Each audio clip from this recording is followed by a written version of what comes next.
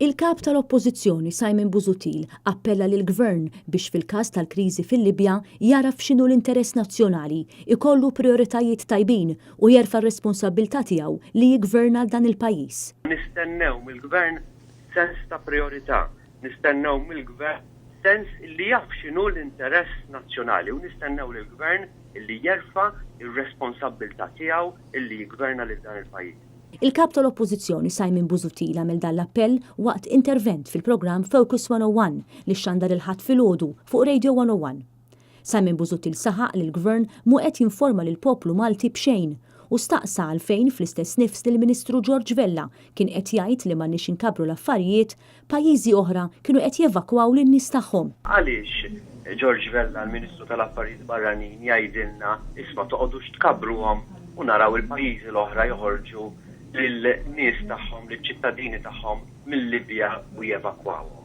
Ara bil-fors tibda tissuspetta li l-Gvern mhux qiegħed jieħodha bis-serjetà biżżejjed jew mhux preparat biżżejjed fiċ-ċirkostanzi anki għaliex lilna u lill-poplu Malti ma huwa qiegħed jinfurmana xejn. Il-kap tal-Oppożizzjoni refera għal każ ta' Martin Galja, il-persuna Maltija maħtufa fil-Libja, u saħaq li anki f'dan il-każ il-Gvern ma weriex trasparenza tant l-Oppożizzjoni saret taf biss mill-mezzi tax-xandir. L-istess Gvern li ħass li kellu jagħmel konferenz tal-aħbarijiet għal roħs ta' 2 ċenteżmi fil-petrol ma ħassx li għandu jagħmel konferenz tal-aħbarijiet fuq il-każ tal-persuna maħtufa.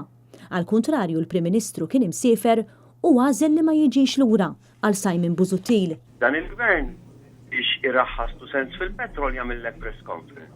Imma nħataf ċittadin Malti fil-Libja u ma nafux fejn qiegħed jew huwiex qawwi sħiħ u ma jagħmilx press conference. Kif jiġifieri il-Prim Ministru kien imsiefer barra u baqa' msiefer barra u ma ġiex lura? Il-kap tal-Oppożizzjoni u tal-Partit Nazzjonalista silet id-differenza bejn il-mod kif mexa il-Gvern taħt Amministrazzjoni Nazzjonalista u kif qed jimxi dan il-Gvern. Fl-eqqel tal-kriżi tal-Libja fl-2011, il-Prim Ministru ta' dak iż-żmien, Lawrence Gonzi, kien jikkomunika u jinforma lil Joseph Muscat kważi kuljum b'dak li kien qed jiġri, mentri llum dan mhux isir.